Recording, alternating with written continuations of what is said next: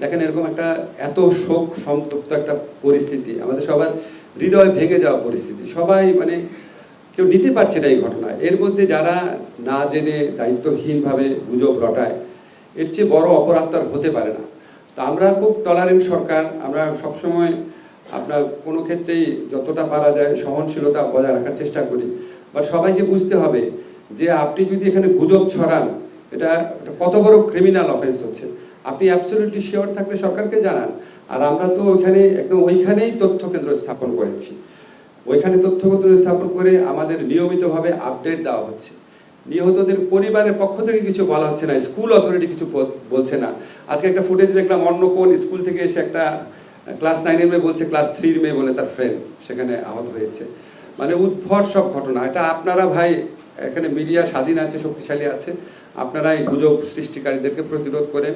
আমাদের তথ্য কেন্দ্র আছে, আমাদের যারা শিক্ষা স্বাস্থ্য মন্ত্রণালয়ের দায়িত্বে আছেন, যে কোনো সময় ফোন করলে তথ্য পাবেন। স্কুলের মধ্যেই তথ্য কেন্দ্র স্থাপন করা হয়েছে। এটা তো একটা নির্দিষ্ট জায়গায় ভয়াবহ মৃত্যুর ঘটনা। তো লঞ্চ ডুবি বা একটা গোপন মানে এমন জায়গা না যেখানে লুকানো থাকবে, এটা স্কুলের রেজিস্টার আছে, এখানে মানুষজন ক্ষুব্ধ ছিল। এরকম একটা ঘটনা দেখার পর মানুষের মনে ক্ষোভ, অনেক প্রশ্ন থাকাই স্বাভাবিক। আমরা অবরুদ্ধ ছিলাম, এটা নিয়ে আমাদের কোনো রকম দুঃখ হতাশা কিছুই নাই।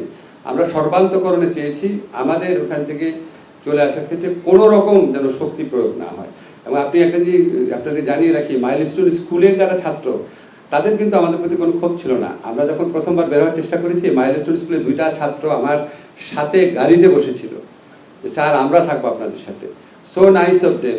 মাইলস্টোন স্কুলের ছাত্র, তারপর ওইখানে যারা অভিভাবক ছিলেন, কর্মচারী কর্মকর্তা, ওনারা আমাদেরকে মানে সর্বতভাবে আমাদেরকে সহযোগিতা করেছেন। আর কিছু মানুষ উত্তেজিত থাকবে, কিছু মানুষের ক্ষোভ বেশি থাকবে, কিছু মানুষ আপনার ঠিক মতো ক্ষোভ প্রকাশ করবে না, এটা এরকম একটা ঘটনা ঘটতে পারে, এটা আমরা খুব বড় চোখে দেখছি না।